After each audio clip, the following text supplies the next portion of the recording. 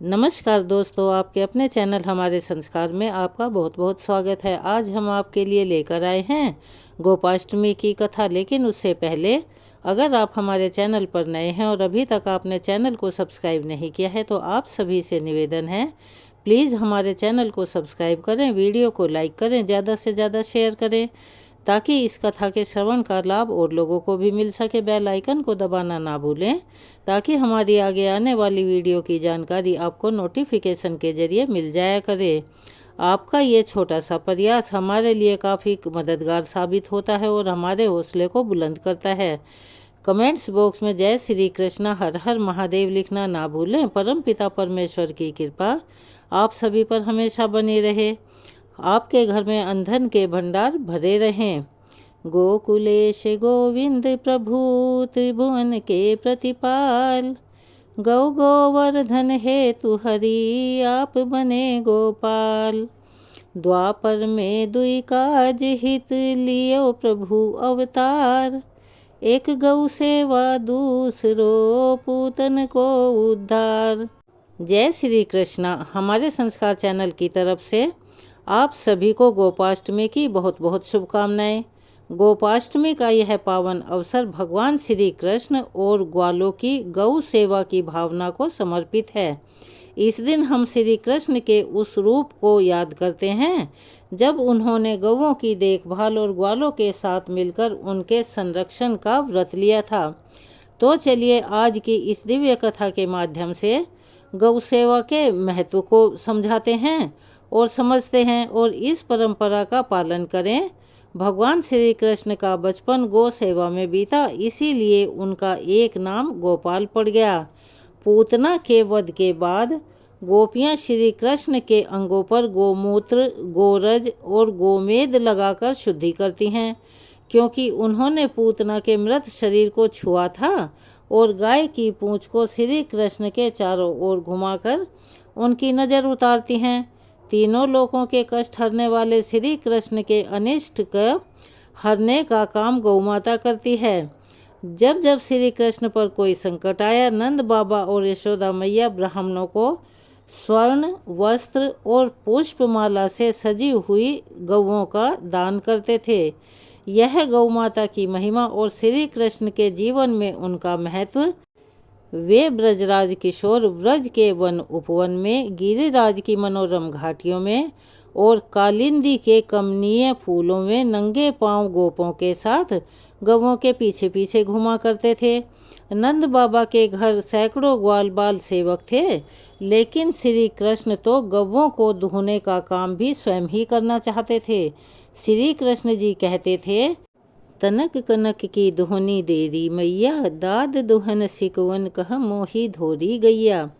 सूरदास जी ने यशोदा मैया और उनके लाडले कान्हा के आपसी संवादों से गौ महिमा और श्री कृष्ण की गौ भक्ति का कितना मधुर और अति सुंदर वर्णन किया है। आज मैं गाय चरावन जई हूँ, वृंदावन के भांति भांति फल अपने कर में खाए हों। ऐसी बात कहो जनिबारे, देखो अपनी भांति, तनक तनक पग चली हो कैसे आवत हुए हैं राती। प्रात जात गैया ले चारन, घर आवत है सांझ, तुमरो कमल बदन कुमली हैं रेंगत घाम ही मांझ। तेरी सो मोहि घाम न लागत, भूख नहीं कछु नेक, सूरदास प्रभु कहो न मानत, परियो अपनी टेक। इस दोहे में सूरदास जी ने कितना सुंदर वर्णन किया है। आज कन्हैया जी अपनी मैया से गौवें चराने के लिए जाने की जिद कर रहे हैं और कहते हैं कि मैया, भूख लगने पर वो वन में तरह तरह के फलों के वृक्षों से फल तोड़कर खा लेंगे। पर मैया का हृदय इतने छोटे नन्हे सुकुमार बालक को सुबह से लेकर शाम तक वन में रहने की बात से डर रहा है और वे कन्हैया को समझाते हुए कहती हैं कि कान्हा, तुम इतने छोटे छोटे पैरों से सुबह से शाम तक वन में कैसे चलोगे, और लौटते समय तक तो तुम्हें रात हो जाएगी। तुम्हारा कमल के समान ये सुकुमार शरीर कड़ी धूप में कुम्हला जाएगा। मगर वो कहाँ सुनने वाले हैं। नन्हे से कन्हैया के पास तो मैया के हर सवाल का जवाब तैयार है। वे मैया की सौगंध खाकर कहते हैं कि मैया, ना तो मुझे घाम लगेगी और ना ही भूख। वे माँ का कहना ना मानकर गौचारण की अपनी हट पर अड़े हुए हैं।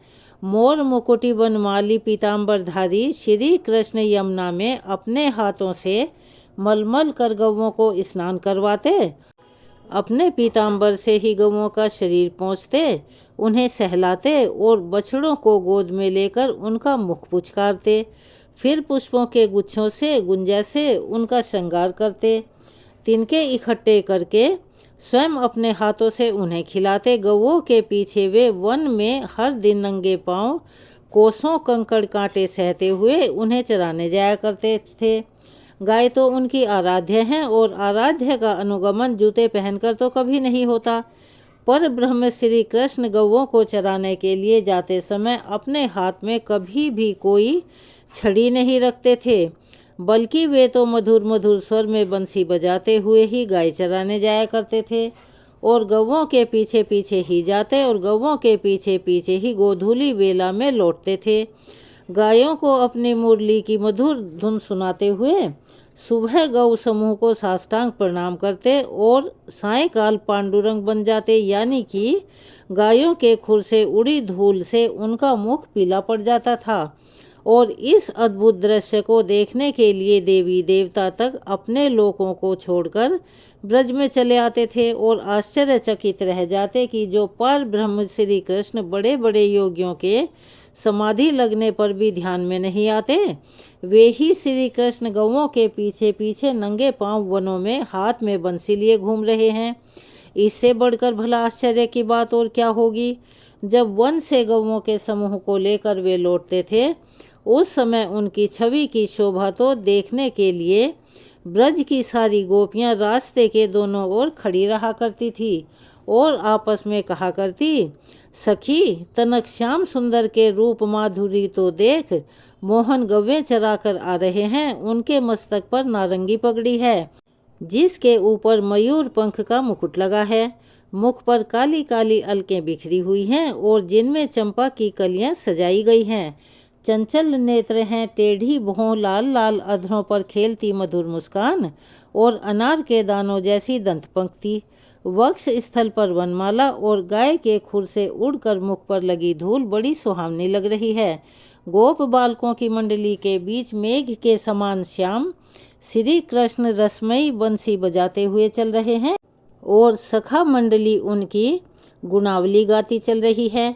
गेरू आदि से चित्रित सुंदर नट के समान वेश में वह नवल किशोर मस्त गजराज की तरह चलते हुए आ रहे हैं। चलते समय उनकी कमर में करधनी के किंकड़े यानी के छोटे घुंघरू और पैंजनिया के नूपुर के साथ गौओं के गले में बधी घंटियों की मधुर ध्वनि, यह सब मिलकर मानो कानों में अमृत घोल रहे हों।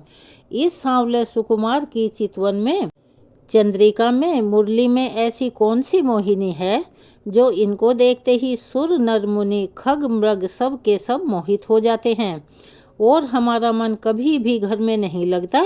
और श्री कृष्ण को तो केवल गौओं से ही नहीं बल्कि गोरस यानी दूध दही मक्खन आदि से भी अद्भुत प्रेम था। जितना प्रेम उन्हें गौओं से था उतना ही गोरस से भी था और उस प्रेम के कारण ही श्री कृष्ण गोरस की चोरी भी किया करते थे।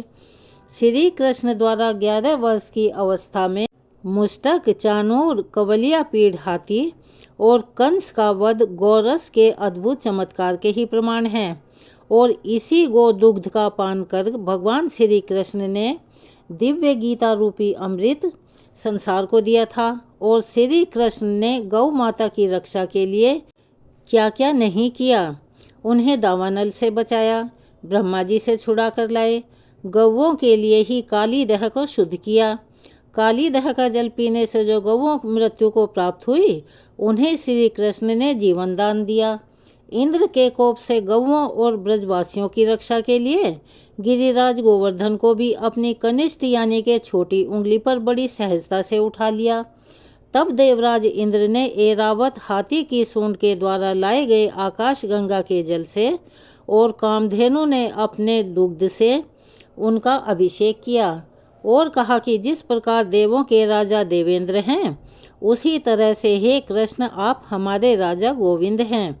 और भगवान श्री कृष्ण ने ही गोधन की 100 शपथ प्रचलित कराई। वंशी की धुन से हर गाय का नाम ले लेकर वे उन्हें पुकारते थे और वंशी की मधुर धुन सुनकर चाहे गौवें कितनी भी दूर क्यों न हो, दौड़कर एक ही क्षण में कृष्ण के पास पहुंच जाती थी और चारों ओर से उन्हें घेर कर खड़ी हो जाया करती थी। हमारे वेद शास्त्रों में ऐसा वर्णित है कि गाय में 33 कोटि देवी देवताओं का वास होता है और हिंदू धर्म में गाय को माता का दर्जा दिया गया है और इनकी पूजा भी की जाती है। गोपाष्टमी के दिन गाय और गोविंद की विधि विधान से पूजा करने से धन और सुख समृद्धि में वृद्धि होती है। गोपाष्टमी की तिथि को लेकर ऐसा माना जाता है कि इस दिन श्री कृष्ण जी गौचारण के लिए पहली बार घर से निकले थे। वैसे तो मैया यशोदा जी श्री कृष्ण को प्रेमवश कभी भी गौचारण के लिए नहीं जाने देती थी। वह हमेशा सोचा करती थी कि कान्हा अभी बहुत छोटे हैं। लेकिन एक दिन कन्हैया ने जिद पकड़ ली और कन्हैया ने इसी जिद के चलते गौ चराने के लिए जाने के लिए कहा। तब यशोदा जी ने ऋषि शांडिल्य जी से कहकर मुहूर्त निकलवाया और पूजन के लिए अपने कान्हा को गौ चराने के लिए भेजा था। तभी से गोपाष्टमी को गैया और गोविंद दोनों को पूजा का विधान माना गया है। एक बार कान्हा जी जब 6 वर्ष के हुए तब उन्होंने अपनी मैया से कहा कि मैया अब तो मैं बड़ा हो गया हूँ। तब उनकी मैया ने पूछा कि हाँ लल्ला, अब तो तुम बड़े हो गए हो, बताओ अब हमें क्या करना चाहिए। तब कान्हा जी ने कहा माँ, अब बछड़ों के साथ साथ गायों की भी सेवा मैं करना चाहता हूँ। मैया ने कहा ठीक है, तुम नंद बाबा से पूछ लो। मैया के ऐसा कहते ही कान्हा तो तुरंत ही नंद बाबा के पास पहुँच गए और एक ही सांस में नंद बाबा से सारी बातें कह सुनाई। तब नंद बाबा कहने लगे कि लल्ला, अभी तो तुम बहुत छोटे हो, इसीलिए अभी तो तुम बछड़े ही चराओ। लेकिन कान्हा जी की जिद करते हुए कहने लगे ना बाबा, अब मैं बछड़े नहीं चराऊंगा, मैं तो गौवें ही चराऊंगा। जब श्री कृष्ण नहीं माने तो नंद बाबा ने थक हार कर कहा और उनकी जिद के आगे हार मान ली। तब वे कहने लगे ठीक है लल्ला, तब तुम शांडिल्य ऋषि को बुला कर लाओ और वही गाय चराने का शुभ मुहूर्त देखकर बताएंगे। उसी दिन से तुम गौवें चराना आरंभ कर देना। श्री कृष्ण के मन में तो गौवें चराने के लिए इतनी उतावली और इतनी ललक थी। वे झटपट शांडिल्य ऋषि के पास पहुंच गए और एक ही सांस में उनसे भी सारा समाचार कह सुनाया। तब शांडिल्य मुनि ने कहा कि कान्हा, अभी तो गौचारण का कोई भी मुहूर्त नहीं है, कुछ दिनों के बाद मुहूर्त निकलेगा, तब हम तुम्हें बता देंगे। उस दिन से तुम गौवें चराना शुरू कर देना। लेकिन कान्हा जी भला किसी की बात कहाँ मानने वाले थे। उनके तो सिर पर जिद सवार थी, उन्हें तो हर हाल में उसी क्षण से ही गौवें चराने के लिए जाना था। तब वे ऋषि से कहने लगे कि मुनिवर, अगर आप आज ही गौचारण का मुहूर्त निकलवा देंगे ना, तो मैं आपको बहुत सारा माखन दूंगा। अब शांडिल्य ऋषि भी कान्हा जी की बातों में आ गए। द्वापर युग में गौवें चराने का भी मुहूर्त निकाला जाता था। जो ग्वाल बाल थे उनसे पूजा करवाने के बाद ही उन्हें गौवों को सौंपा जाता था और फिर वे नन्हे नन्हे ग्वाल बाल वन में जाया करते थे अपनी गाय और बछड़ों को लेकर। तो यही विधान कान्हा जी को भी पूरा करना था, यह उन पर भी लागू होता था और इसी परंपरा का पालन उन्हें भी करना ही था।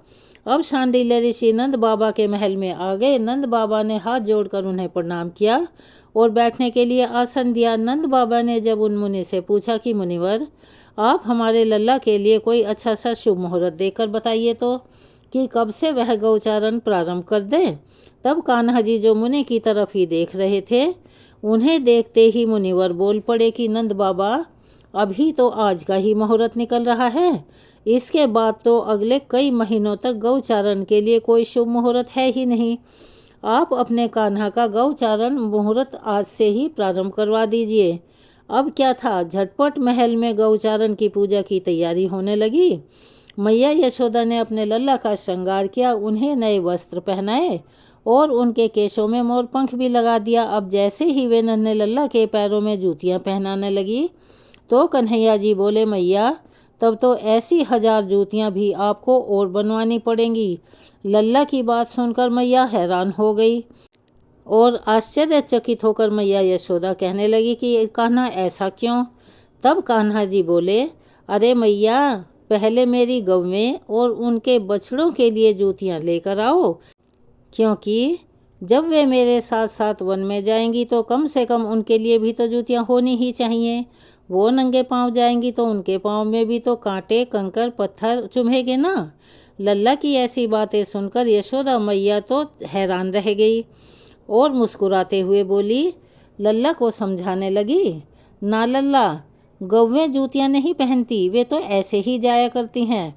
तब कान्हा जी कहने लगे, मैया, अगर मेरी गौवें जूतियाँ नहीं पहनती तो बताओ भला मैं कैसे पहन सकता हूँ। अगर पहना सकती हो तो पहले उन सभी को जूतियाँ पहनाओ। अब भला गौवे क्यों जूतियाँ पहने। जब कान्हा की गौवों ने जूतियाँ नहीं पहनी तो कान्हा ने भी पैरों में जूतियाँ पहनने से इनकार कर दिया। इसके बाद तो कान्हा अपनी गौवों को लेकर नंगे पांव ही वन में गए और फिर जब तक भगवान वृंदावन में रहे उन्होंने कभी पांव में जूतियाँ नहीं पहनी। आगे आगे गौवें और उनके पीछे पीछे मधुर बांसुरी बजाते हुए कान्हा चल रहे थे। भगवान श्री कृष्ण और कान्हा जी के यश का गान करते हुए ग्वाल गोपाल इस तरह से विहार करते हुए कान्हा जी ने उस वन में प्रवेश किया। तब से कान्हा जी गौचारण लीला का आरंभ हुआ। उसी दिन भगवान ने गौचारण आरंभ किया और यह शुभ तिथि गोपाष्टमी कहलाई। कार्तिक शुक्ल अष्टमी के दिन प्रातः काल में उठकर नित्य कर्मों से निवृत्त होकर स्नान करते हैं। प्रातः काल में ही गौओं को भी स्नान करवाकर गौ माता के अंगों में मेहंदी हल्दी रंग के छापे लगाकर उन्हें सजाया जाता है और इस दिन बछड़े सहित गाय की पूजा करने का विधान है। प्रातः काल में ही धूप दीप अक्षत रोली गुड़ आदि वस्त्र और जल से गाय का पूजन किया जाता है। धूप दीप से आरती उतारी जाती है। इस दिन कई व्यक्ति ग्वालों को उपहार आदि देकर उनका भी पूजन करते हैं। गौओं को खूब सजाते हैं। इसके बाद गाय को चारा आदि देकर उनके पैर छूकर परिक्रमा करते हैं। परिक्रमा करने के बाद कुछ दूर तक गौओं के पीछे पीछे चलते हैं। संध्या काल यानी कि गोधूली बेला में गौओं के जंगल से वापस लौटने पर उनके चरणों को धोकर तिलक लगाना चाहिए। ऐसा माना जाता है कि गोपाष्टमी के दिन गौओं के नीचे से निकलने से बड़ा पुण्य मिलता है और सभी पाप नष्ट हो जाते हैं। गौओं का समूह जहाँ बैठकर आराम से सांस ले रहा हो उस जगह से भी सभी पाप खत्म हो जाते हैं। गौओं को चारा खिलाने पर अति पुण्य मिलता है। यह पुण्य हवन या फिर यज्ञ करने के समान ही होता है। जिस घर में सभी सदस्यों के भोजन करने से पहले गाय के लिए भोजन निकाला जाता हो उस परिवार में कभी भी अन्न धन की कमी नहीं होती। हमेशा घर में सुख शांति बनी रहती है। रोग घर से कोसों दूर रहते हैं और आपस में प्रेम सदा ही बना रहता है। तो यह थी गोपाष्टमी की कथा।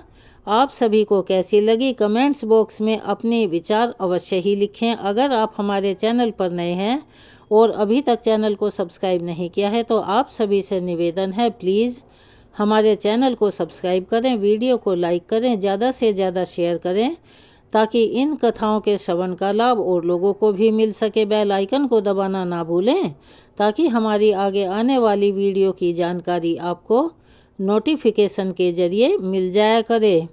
कमेंट्स बॉक्स में जय श्री कृष्णा, हर हर महादेव, जय हो गौ माता की लिखना ना भूलें। अपना सहयोग और प्यार हमें ऐसे ही प्रदान करते रहें। धन्यवाद।